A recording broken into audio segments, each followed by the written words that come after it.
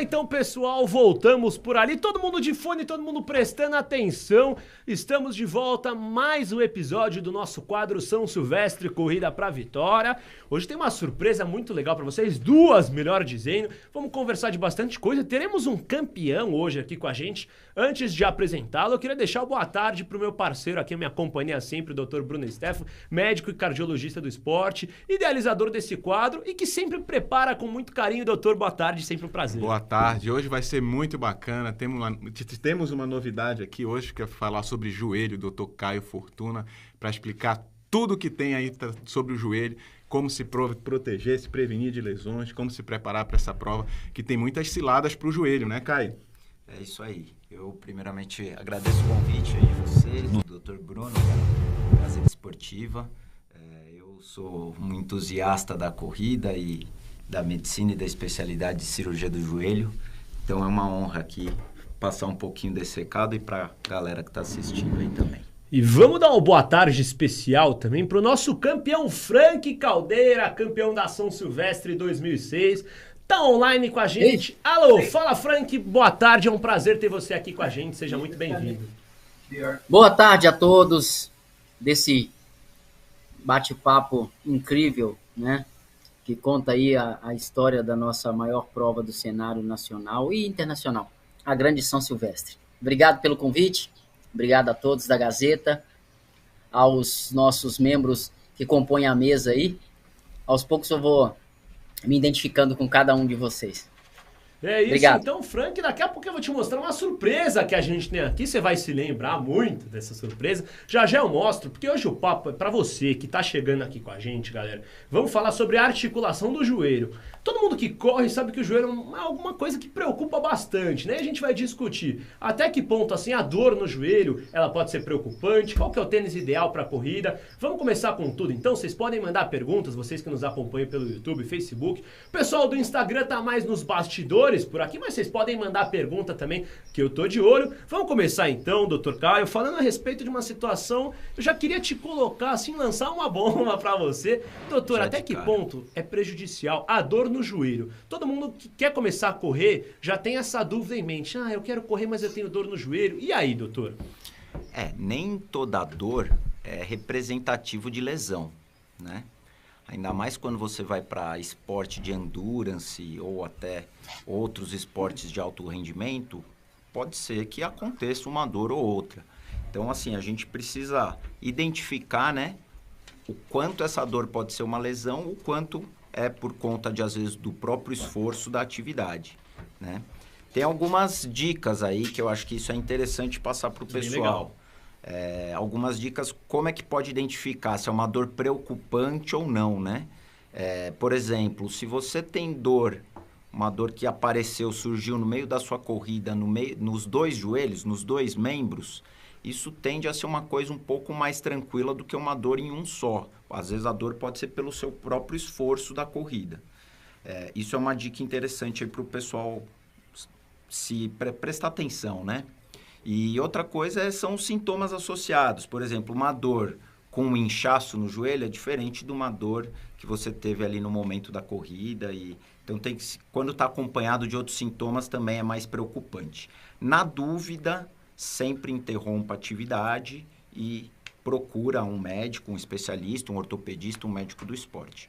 Mas é muito importante. Algumas dicas aí. A gente já viu atletas que começam a correr, aí o joelho incha, aí eles, por conta própria, fazem um gelinho aqui, 2, 3 dias, descansa, desincha e volta a correr. Então, aquela dor, como ele falou, que não tem sinais de alerta, como o inchaço do joelho, a pessoa até pode fazer esse teste de descansar, ver se melhora e retornar. Mas da hora que aparece um edema, um inchaço, aí tem que procurar ajuda, porque algo pior já está acontecendo naquele joelho. E a pessoa insistir ali pode colocar a prova dele a perder. O doutor Bruno, vamos entrar nessa questão então? Por exemplo, o inchaço ele pode ser muito prejudicial.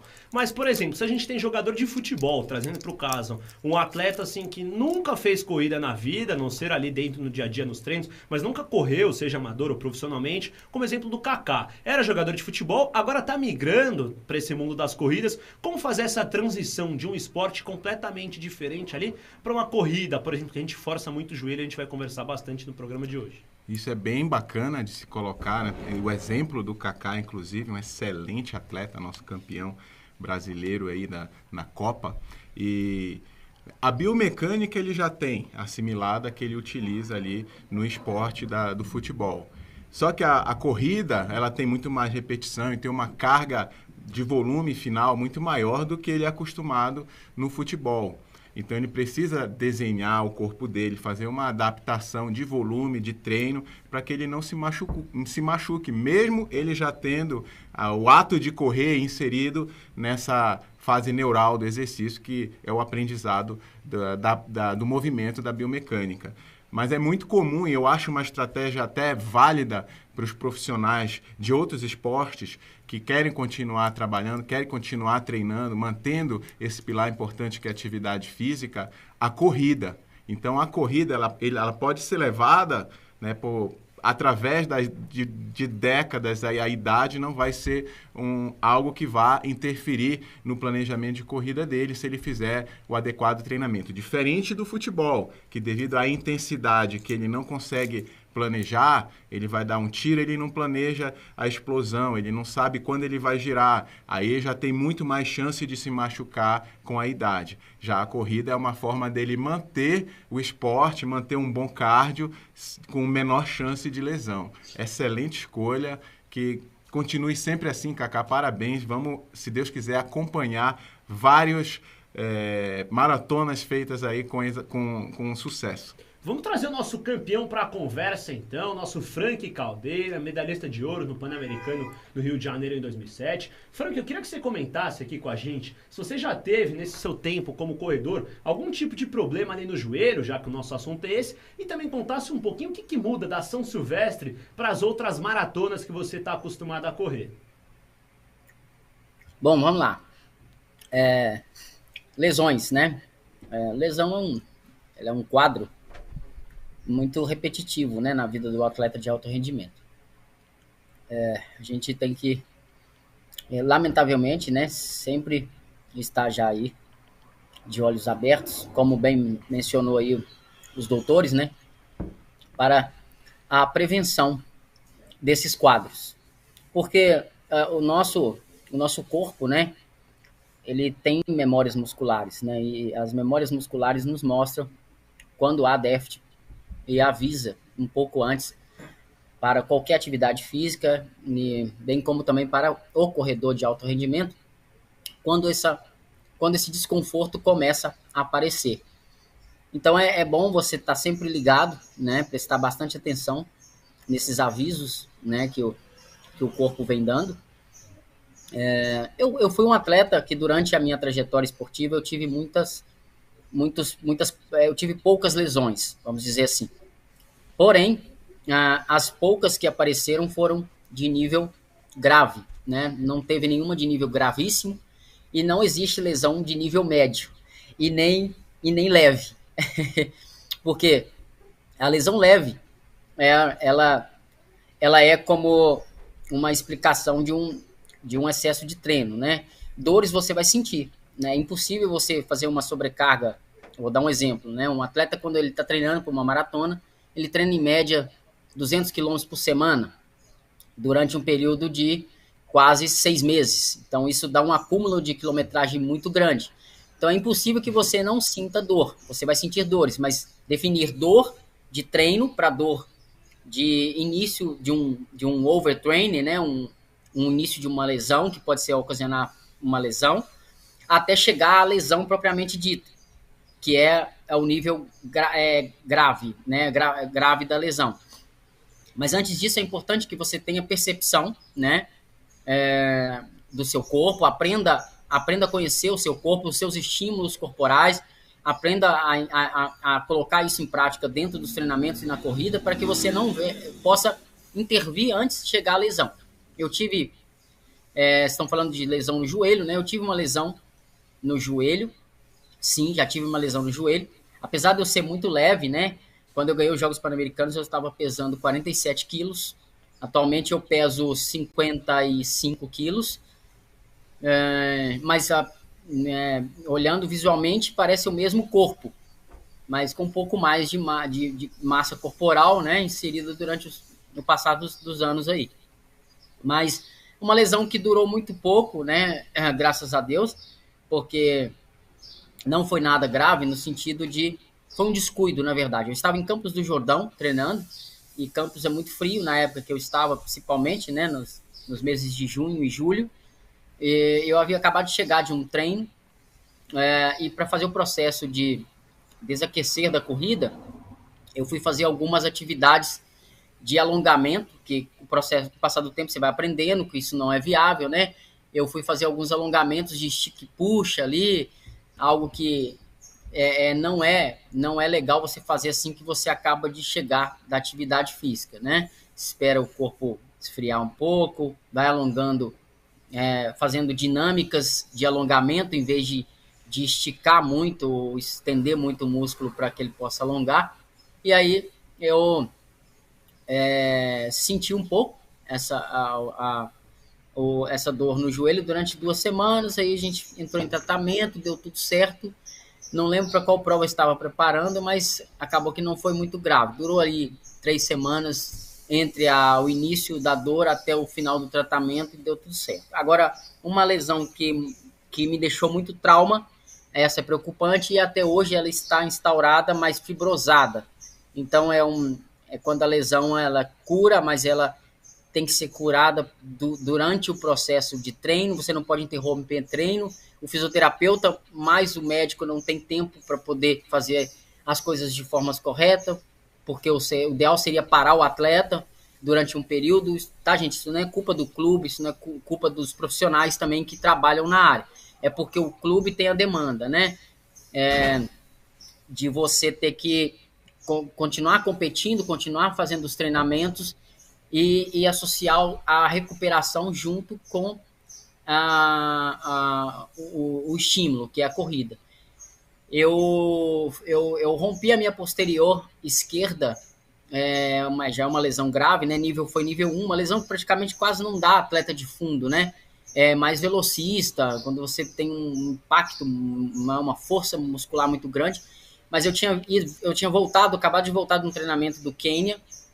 Eu estava me preparando para fazer o índice para as Olimpíadas de Londres e correr também a maratona de Lisboa, em Portugal. Eu estava no Quênia já há 45 dias e é óbvio, né? É um branco, né? É um branco treinando em condições africanas. É um treinamento bom, é ótimo, mas ele deve ser acompanhado por um nutricionista, ele tem que ser acompanhado, é um processo, né? Não é de 45 dias para o outro que você vai virar africano e vai correr que nem africano, não é assim que funciona. São alimentações diferentes e pisos de corridas diferentes, né?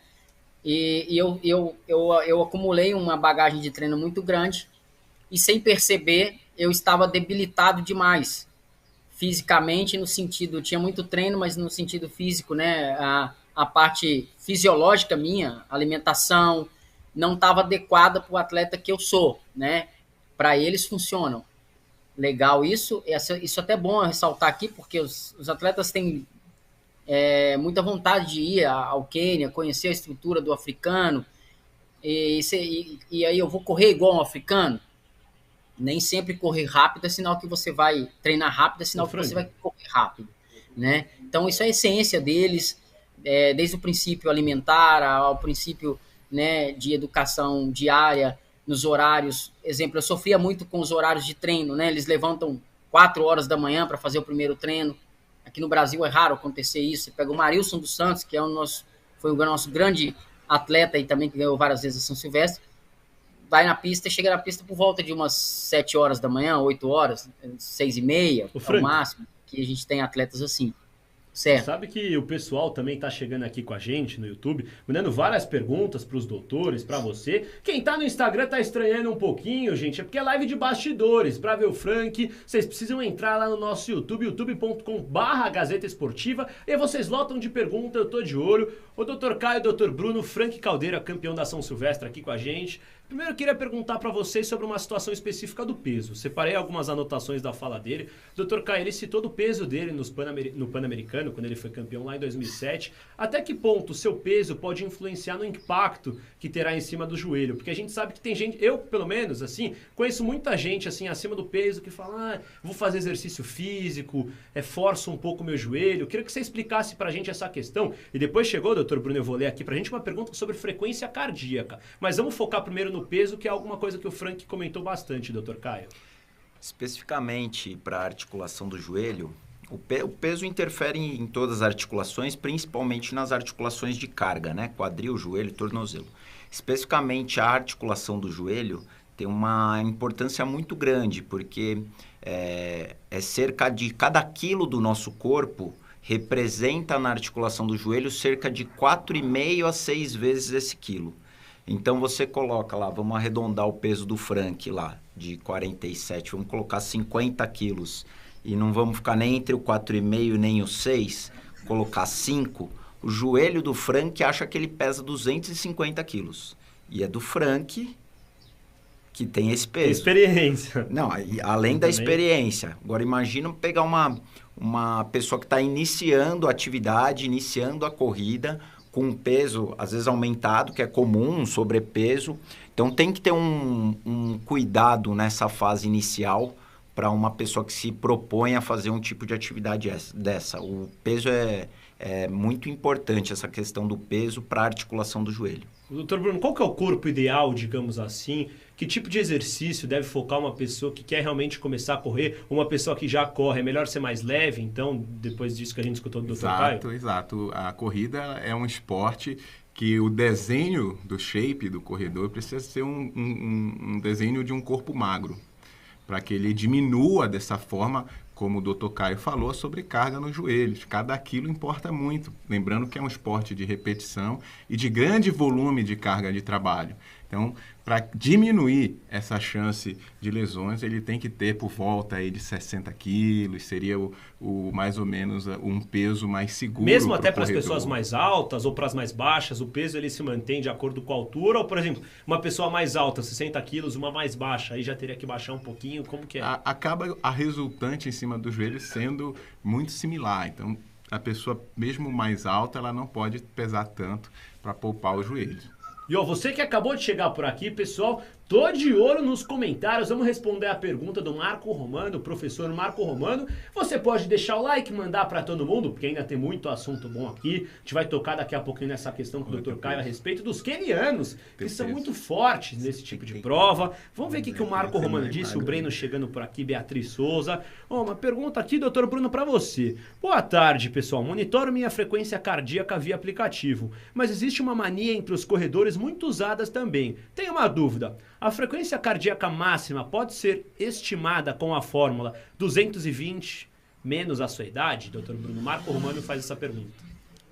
Essa equação ela é bem difundida, bem conhecida, bem divulgada, mas é uma equação que ela tem uma margem de erro muito grande mesmo, porque ela é muito resumida. Então, de longe, ela não consegue te dar com exatidão qual que é a tua faixa de frequência de treino. O ideal para a pessoa que corre, que quer correr com mais qualidade, conhecendo exatamente a sua zona de treino, é fazer um teste cardioespirométrico, porque ela vai ter esse desenho todo da atividade que ela está exercendo, qual que é a zona de treino, qual é a zona de tiro, qual é a zona de recuperação, com exatidão. Lembrando que, sendo a corrida um esporte de repetição com grande volume de trabalho, quanto mais informações, quanto melhor monitorado você está, menor a chance de ter lesões. Porque se a pessoa eventualmente ela está correndo pela informação do relógio, que está dizendo para ela que a zona dela de recuperação, a zona dela de intensidade é uma determinada frequência e de fato não é, ela está se pondo em risco para uma lesão. Correr numa zona errada pode expor os tendões, pode expor até o próprio sistema cardiovascular a um estresse onde a adaptação não vai ser atingida e aquele estresse que está sendo colocado, em vez de ser um estresse que vai levar à adaptação cardiovascular, vai se tornar um agente mais estressor para o sistema cardiovascular e impedir que ele melhore, trazendo alguns riscos, inclusive, à saúde dele. Então, o ideal é a pessoa buscar um profissional, um cardiologista, um médico do esporte, que possa orientar fórmulas, inclusive, até mais específicas do que essa forma simplificada. A fórmula de Carbone também é uma outra fórmula muito utilizada, que leva, além de consideração a frequência máxima, a frequência de reserva. E isso daí já diminui, já minimiza a taxa de erro que existe dessa forma simplificada de 220 menos a idade. Então, pergunta respondida, você pode mandar também suas dúvidas aqui. Vamos voltar a falar com o nosso campeão, Frank Caldeira. Aliás, Dr. Bruno, Dr. Caio também, podem me interromper a qualquer momento, se tiver alguma pergunta específica para o nosso campeão, porque você acabou comentando a questão dos quenianos, Frank. Então, daqui a pouco eu vou falar com o Dr. Caio também, que já visitou o Quênia, tem experiência em corrida. Mas, Frank, eu queria saber de você, assim, que dica que você pode dar? Você é o penúltimo brasileiro campeão da São Silvestre. Quais dicas você pode dar, então, para os corredores brasileiros? Porque o Ademir Paulino esteve aqui com a gente alguns programas atrás, ele também falou um pouquinho do porquê que os quenianos têm essa hegemonia na São Silvestre. E aí eu queria escutar de você, por que os quenianos têm de fato essa hegemonia na São Silvestre e quais são as dicas que você pode dar para os corredores brasileiros para tentar quebrar um pouquinho dessa hegemonia e garantir, quem sabe, uma classificação melhor no pódio? Vamos lá. Primeiro eu queria deixar muito claro, né, que para quem tem um sonho, né, de vencer a São Silvestre, primeiro deve se deparar com um processo de conhecimento, né, conhecimento do seu próprio corpo, né, porque o atleta, não necessariamente você ser um atleta de alto nível significa que você sabe tudo, ou que você já está pronto para vencer tal desafio que foi imposto para você. Para vencer a São Silvestre, durante o processo que eu escolhi, eu tive 6 decepções grandes nessa prova, né? E já estava pensando em desistir, exatamente porque funciona como uma espécie de um casamento, né, que você tem que fazer com a prova, né? Um comprometimento que você tem que ter muito grande.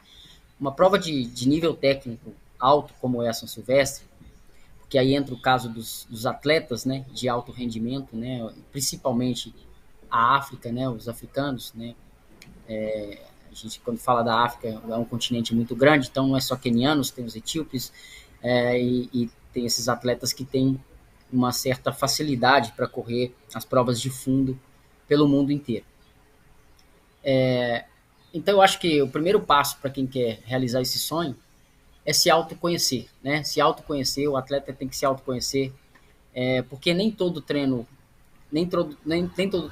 forte vai fazer você correr rápido, e nem todo treino que você faz sem conhecimento do itinerário da prova, né?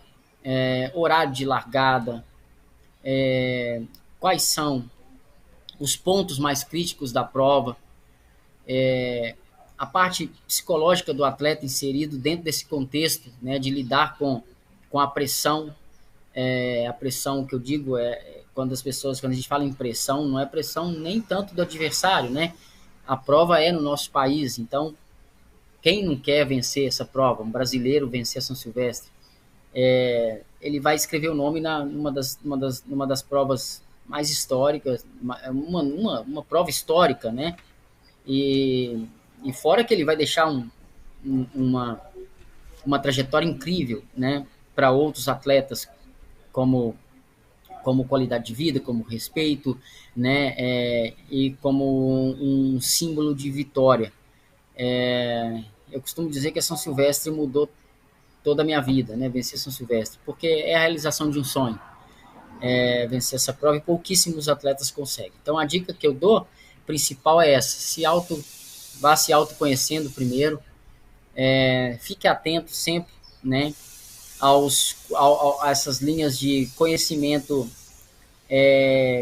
básicos que tem que ter o atleta, né, percepção de esforço, né, espécie de um atleta raiz. Hoje tem muita coisarada inserida, e quando você pega um treino, né, e você vê que tem tanta coisa que não tem necessidade. Eu vejo atletas treinando aí pelo Brasil afora, ou pelo mundo, atleta brasileiro quer inserir metodologia europeia, atleta é uma confusão, gente. Então vamos agir de forma base, tá? A corrida tem 15 quilômetros, ela tem subidas e descidas, ela tem um ritmo intenso e tem adversários fortíssimos. Eu preciso estudar, é isso. Eu não preciso ficar enchendo a minha mala de coisa que eu não vou precisar. Porque depois eu vou ter que jogar isso fora pelo caminho e na hora é difícil dispor disso. Então treine tudo antes, faça tudo antes, corra tranquilo. Acho que você não pode pensar numa prova como essa em adversários, porque a São Silvestre por si só, ela já é sua adversária, né? A prova, eu falei, a prova puxa uma responsabilidade muito grande para quem está preparado. Se você preparou, seja amador ou profissional, ou meio termo, um gráfico avançado, um atleta que é amador mais avançado, a pressão existe no atleta de elite, existe no amador, existe no meio termo, porque a prova é bonita, a prova ela é vista pelo mundo inteiro, ela tem por si só o seu nível técnico muito alto, né? Então puxa uma responsabilidade muito grande. Então procure ficar relaxado, faça a sua preparação tranquilamente e não se preocupe com o adversário. Adversário é uma peça muito importante na competição, estudar o adversário. Mas para uma prova como a São Silvestre, que tem altos e baixos durante os 15 quilômetros, você vai passar por processos do quilômetro 1 ao quilômetro 15, até você subir a Brigadeiro e alcançar a Paulista, você vai passar por mais de uns 7 processos que nem você vai entender. Se autoconhecer, então, o ideal né, Frank? O ideal é que você fique à vontade, bem relaxado com a prova e faça preparações, e o mais importante e último, né? Faça preparações que vão te dar consistência para correr 15 quilômetros. O atleta quer correr a São Silvestre e coloca treino de maratona. O atleta quer correr São Silvestre e coloca treino de 10. O atleta quer correr São Silvestre e quer treinar só 5, porque ele quer largar rápido, mas esquece que ele tem que manter e tem que chegar. Então, pessoal, é 15 quilômetros. Não é maratona. São Silvestre não é maratona. São Silvestre é corrida de rua, é uma corrida de rua que compõe 15 quilômetros. E não é 5, não é tão rápido também demais. Uma prova rápida, mas é uma prova que tem que ter muita inteligência, né? Para você ter fôlego no final, chegar inteiro com disposição, se for preciso, para você disputar uma chegada, né? Fazer uma mexida de ritmo, enfim. Se autoconhecer, então, acho que dá pra gente dizer, né, Frank, que é o resumo, até porque, por exemplo, o Dr. Caio, que tem que é especialista há muitos anos, trabalha com esporte também. Doutor, eu tenho uma seguinte dúvida, e o pessoal também que está chegando aqui no Instagram, no YouTube, também pergunta bastante. Você que está no Instagram, gente, só repetindo uma informação crucial. Você do Instagram, você não está escutando o nosso Frank Caldeira, porque ele está com a gente no YouTube. O Instagram é mais uma live de bastidores. Aqui vocês estão vendo os doutores, vocês estão me vendo por aqui. O Instagram é para bastidores. Se você quer escutar o Frank Caldeira, corre lá no nosso youtube.com/Gazeta Esportiva, deixa o like e manda para todo mundo campeão da São Silvestre, 2 médicos do esporte especialistas aqui com a gente, para falar de corrida de rua, para falar especificamente da articulação do joelho, Dr. Caio, porque assim, é uma prova de 15 quilômetros. Uma prova que eu não diria que é traiçoeira, mas pode enganar, né? Porque como o Frank falou, gente que não tá acostumada, nunca correu, Dr. Bruno, e aí de repente já acha que 15 quilômetros é fácil. Durante a corrida, então, doutor, como não se lesionar, doutor Caio? Porque o pessoal vem falar 15 quilômetros, vou tirar de letra. Só que aí você tem aquela subida da Brigadeiro que assusta, depois você tem a descida da Major Natanael. Como dosar bem essas questões e como não se lesionar durante a prova? Para não se lesionar durante a prova, o preparo tem que ser muito anterior a isso. A partir do momento que você se propõe a fazer uma prova assim, e que é uma prova difícil, na minha opinião, é uma prova dura, tem essas ciladas, tem a questão da data, né? Numa época de calor, num horário também que é quente, então tem várias ciladas essa prova aí. Especificamente para as articulações, o cuidado tem que vir antes, né? Basicamente, o que protege as articulações é a musculatura ao redor. E é super importante para o corredor que o corredor faça trabalhos de fortalecimento para proteger todas as articulações do tornozelo, do joelho, do quadril. E é importante também que durante a preparação seja atinja esse volume, né, até chegar aos 15 quilômetros de forma gradual. Porque a gente fala muito do treinamento de corrida para a parte cardiopulmonar, mas a gente tem que entender que quando você está correndo, também você está treinando as suas articulações. Você está preparando as suas articulações. Não dá para você querer sair do zero e correr em 2 dias você está na São Silvestre.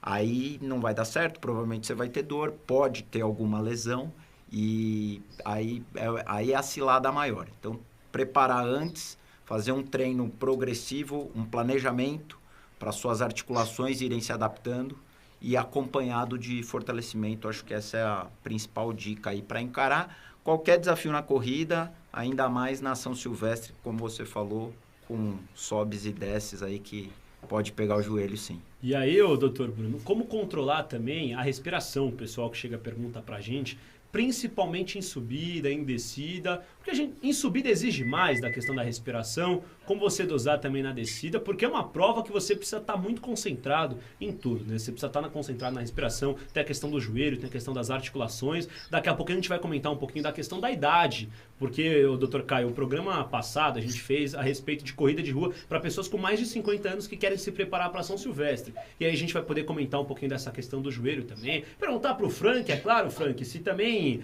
a chuva faz diferença, o calor, como lidar com isso, mas primeiro para você, Dr. Bruno, e aí, na subida exige mais da respiração, da descida, como dosar também esse trajeto muito curto, digamos assim, de 15 km comparado a outras maratonas, mas ao mesmo tempo muito intenso. Exato. Apesar de ter 15 km, é uma prova muito dura, uma prova desgastante, mas lembrar que o sistema cardiopulmonar, ele anda junto.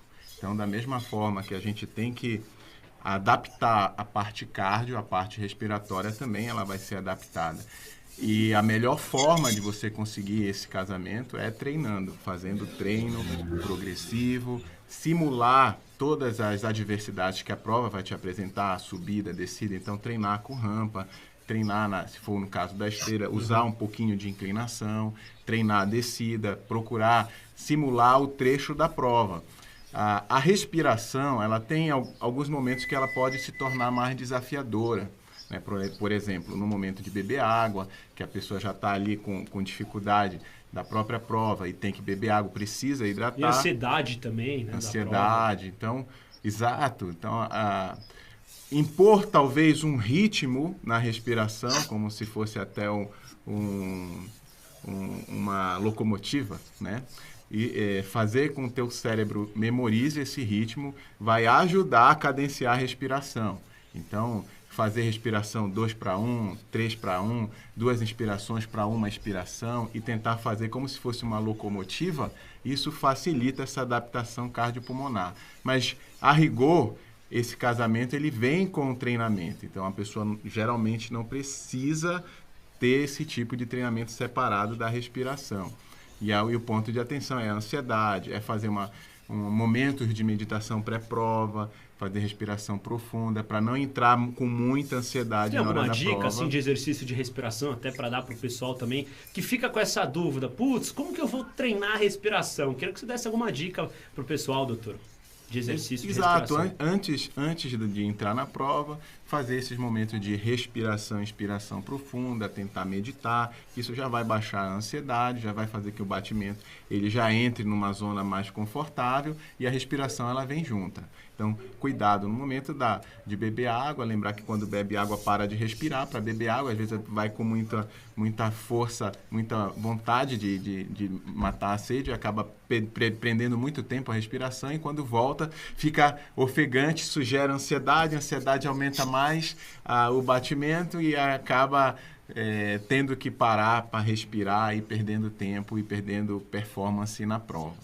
Ô Frank, vamos entrar numa outra situação aqui que eu prometi para o pessoal que está nos assistindo sobre essa questão do envelhecimento. E depois a gente também vai ler mais uma pergunta do professor Marco Romano aqui com a gente para o Dr. Caio. Mas Frank, me fala uma coisa, você que já está acostumado a correr há muito tempo, como que o envelhecimento impactou nessa rotina de treinamentos? Porque a gente vai falar bastante também assim a respeito da articulação do joelho e do impacto que tem na articulação conforme você vai envelhecendo, mas eu queria escutar de você, como que o envelhecimento então assim impactou nessa sua rotina de treino? Agora você costuma fazer treinos mais leves ou de repente um outro tipo de treino? Conta pra gente um pouquinho. Vamos lá. Uma hora ou outra chega, né? A idade chega, mas é importante você estar preparado para isso. É como aí o sistema respiratório, né? Que estava explicando os doutores aí. De uma forma mais teórica, claro, mas a gente que vive esse processo do desespero respiratório durante os treinos e a prova, a gente sabe como é. É bem isso mesmo, mas basicamente, no olhar de atleta, né? Que tem a percepção de esforço ali, o que os doutores falaram é como se você tivesse que sair do pesadelo, né? No pesadelo você não tem uma respiração ofegante, e se você não acordar, respirar fundo, ter calma, você não vai se libertar. Então você vai ficar ofegante demais, não vai se libertar e ao mesmo tempo ainda não vai conseguir concretizar aí o seu projeto. Então não tenha a prova como um pesadelo, né? Não tenha os treinos como uma dificuldade. Muitas das vezes, esse processo que as pessoas têm muito trauma com ele é a parte da respiração, né? Como controlar a respiração. Se você não respira, você está morto. Então, isso é um bom sinal, que você está respirando, isso é ótimo. Você tem que respirar mesmo, né? Eu acho que é de atleta para atleta, né? Isso é muito individual. Eu mesmo tenho uma respiração muito ofegante em todo início de prova. Ou seja, você tem ali um acúmulo de estresse, você tem, né, as coisas que vão te impactar ao seu redor, que é a pressão psicológica. E com o passar dos quilômetros, você vai administrando isso, vai se libertando, vai se sentindo à vontade. Procure.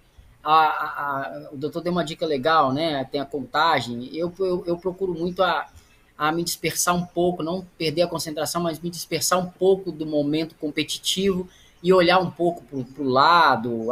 Consiga uma dica que, né, algo que te liberte dessa ideia de concentração máxima. Até porque isso não é válido durante a prova toda, você precisa relaxar, você precisa sentir a corrida, e mais isso, né? Agora, voltando, na verdade, para a pergunta, eu acho que o que acontece com a idade é o que acontece com o seu cuidado durante o processo todo. Nós temos visto aí durante algumas competições voltadas para o mundo inteiro, né, que os atletas com idades avançadas estão correndo mais equilibrados do que equilibrados, não é correndo mais rápido, correndo mais equilibrados do que os atletas mais jovens, né? Quando você é jovem, você tem um impulso emocional, você tem a autoestima muito alta, né? Você tem o gás total, você tem uma recuperação mais rápida, né, durante os treinos, né, conforme a idade vai avançando, o que você tem que ter um pouco mais de cuidado com o seu próprio corpo, né, que é normal.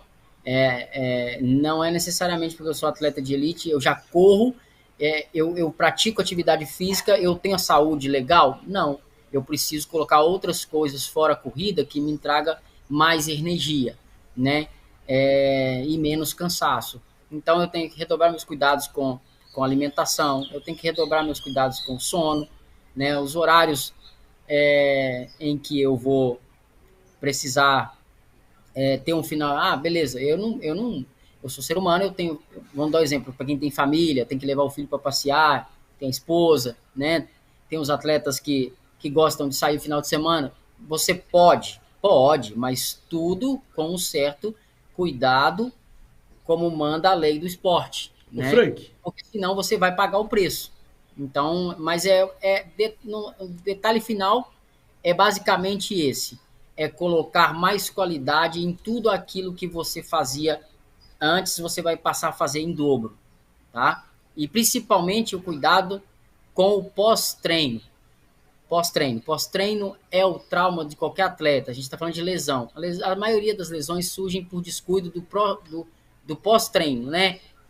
Eu alimentei mal, eu descuidei em um certo momento do alongamento, eu cheguei do treino, em vez de descansar, eu fui andar, né? Porque eu fui bater perna, porque isso não é só para o atleta de elite, isso é para o amador também, né? Por mais que o cara seja um empresário, ele tem o horário na empresa e tudo, mas os atletas amadores estão cuidando mais da saúde do que os atletas de elite, por sinal, porque eles já sabem desse processo, né, que a recuperação pós-treino ela é muito importante, muito mais importante do que antes de você começar o treino.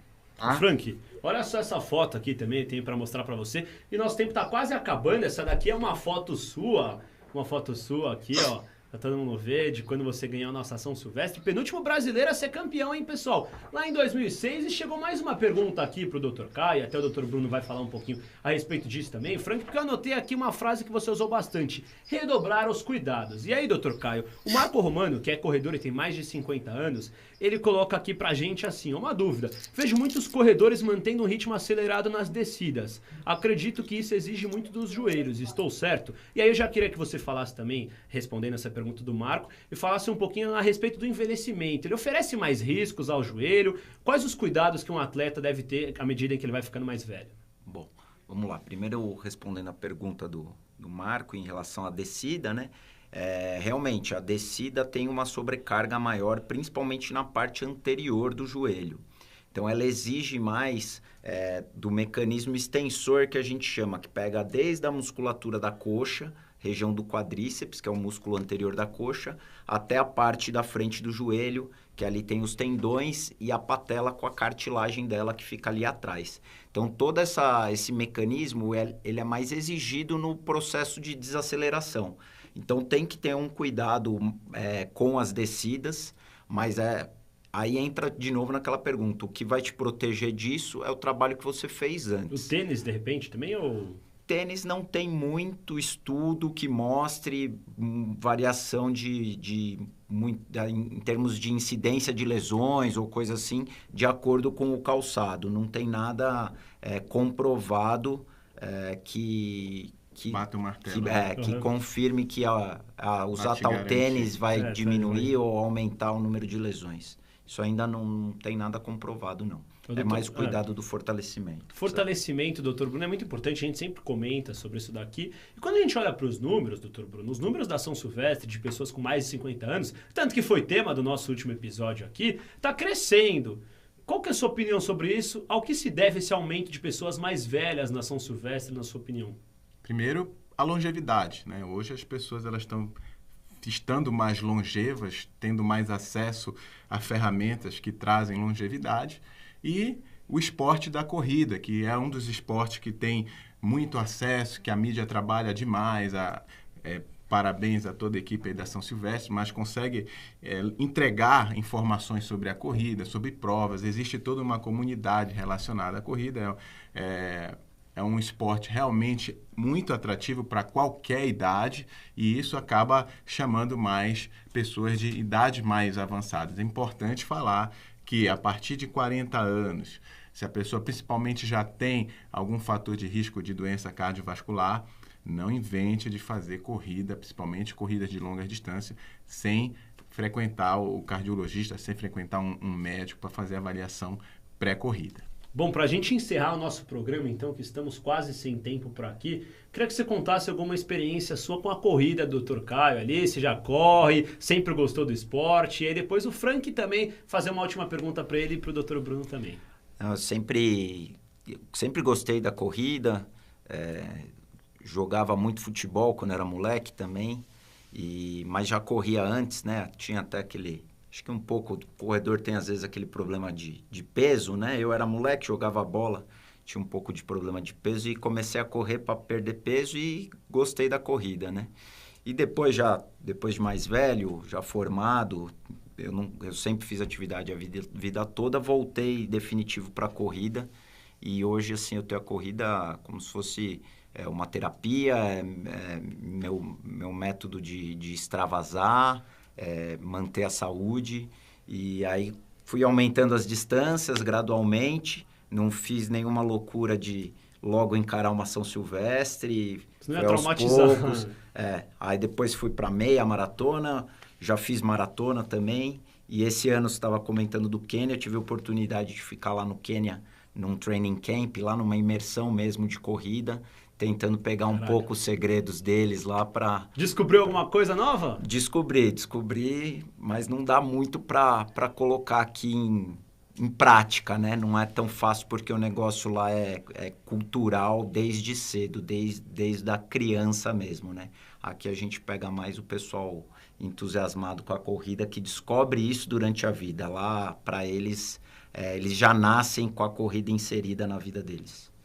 O Frank, pra gente encerrar então, eu quero que você falasse rapidinho, assim, bem breve, a respeito da sua dieta na São Silvestre. Que dica que você dá para quem vai correr a São Silvestre? 34 dias, estamos a 34 dias da corrida de uma mais tradicional da América Latina. Conta bem breve aí pra gente a respeito da sua dieta, Frank, porque o pessoal quer se inspirar num campeão, não é mesmo? Vamos lá. O conselho que eu dou, né, para todos os atletas é que não faça mudança nenhuma repentina, né? Não tente experimentos. Agora não é hora mais de experimentar nada. Porque o amigo falou que o suplemento tal, faltando 30 minutos antes da largada, vai me fazer correr ou ganhar São Silvestre. Não vai, não é hora para isso, tá? É uma sequência, é um processo que você já passou por ele. Mantenha-se concentrado. Alimentar também é um gráfico de concentração, tá? Não alimente numa ideia de guardar energia. Não existe isso. Você alimenta para saciar as suas necessidades durante a prova. Então, a prova é de manhã, quando eu venci era à tarde. Então você vai levantar, vai tomar o seu café da manhã, quando você tem costume de tomar o seu café da manhã, né? Normal, tem os horários aí, né, do protocolo da prova, até porque para você largar 2 horas antes, 1 hora antes, aí é de cada atleta, vai depender do deslocamento que ele vai ter. Se você vai andar muito tempo, pegar um metrô, ônibus até a sua largada, que não é o caso dos atletas de elite, mas também é importante frisar isso. Se você acha que não consegue comer uma quantidade que vai te nutrir 2 horas antes da prova, 1 hora antes, leve alguma coisa ali numa sacolinha, mas algo muito leve, que seja maçã, nada de cítricos, nada cítrico, tá? Eu acho que banana é válido, um pãozinho, né? Um pãozinho ali para você mastigar se der fome, uns 40, 1 hora antes da prova, até o seu deslocamento. Para os atletas que têm dificuldade de alimentar, respeite o seu processo, né, de hidratação.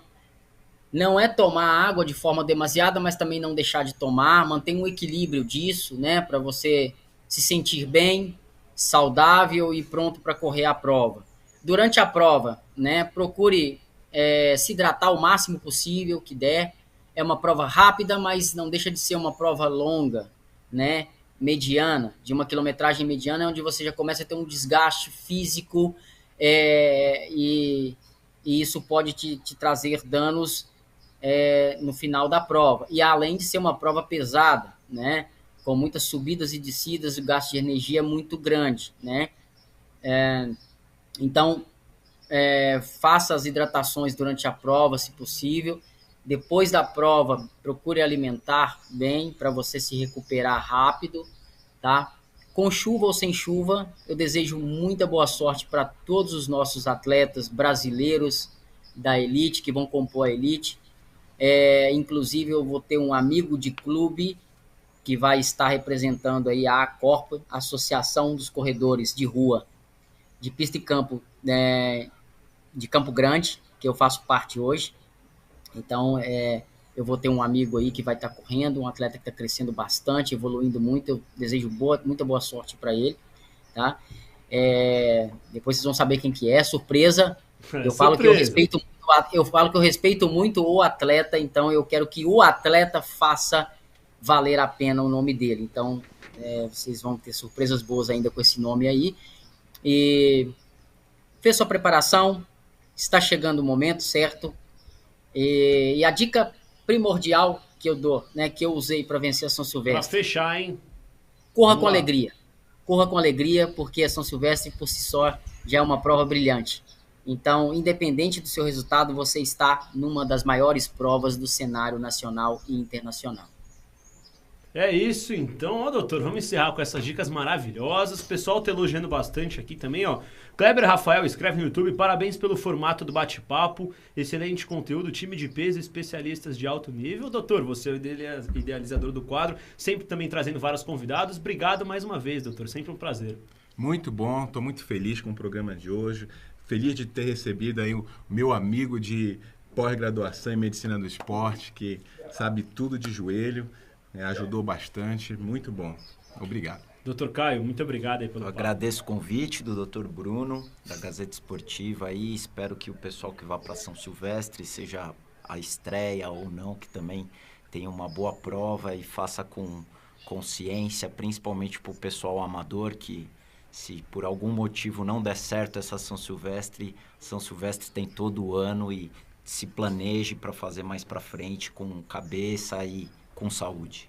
Ô Frank, pra gente se despedir então, hoje as inscrições da São Silvestrinha abriram, a prova é dia 16, você que correu a São Silvestrinha então, obrigado aí pela sua participação. Eu queria que você encerrasse aqui contando um pouquinho da sua experiência na São Silvestrinha também, falando pra galera se inscrever, né, porque com certeza também isso te fez um formador e um corredor ainda melhor, Frank. Essa base é muito importante, né, foi um momento de muita alegria na minha vida. Eu não poderia deixar de passar por esse processo. Foi uma fase incrível, onde eu aprendi muito. São Silvestrinha, eu participei. Tem saudades? E tenho saudades, tenho um histórico de saudades gigantes. Então, vamos lá, vamos fazer uma chamada para esse pessoal se inscrever na São Silvestrinha. Eu sou Frank Caldeira e convido você a estar não só na São Silvestre, nossa grande prova do dia 31 de dezembro, mas também associar-se à base, que é muito importante. Inscreva-se, São Silvestrinha, leve seu filho, vá a família inteira, vá torcer, correr de verdade e aprender as qualidades que o esporte pode proporcionar, aprender e vivenciar as oportunidades que o esporte pode proporcionar a você, como qualidade de vida, inclusão social, e é isso. É isso, então esse é o nosso campeão da São Silvestre, Frank Caldeira, palmas pra ele, campeão de 2006, o penúltimo brasileiro campeão. Vocês ouviram então, São Silvestrinha, a base vem forte. Se inscreve aí. Se inscreve aí, pessoal, sempre um prazer falar de São Silvestre aqui com vocês. Amanhã estamos de volta com Gazeta Esportiva, primeira edição, a partir da 1h30. Eu não sei o que vai acontecer, porque vai ter greve, não vai, eu estarei aqui. E é isso, espero que amanhã também a gente esteja. Um forte abraço para todo mundo. Obrigado aí a vocês que nos acompanharam. Tchau, até a próxima.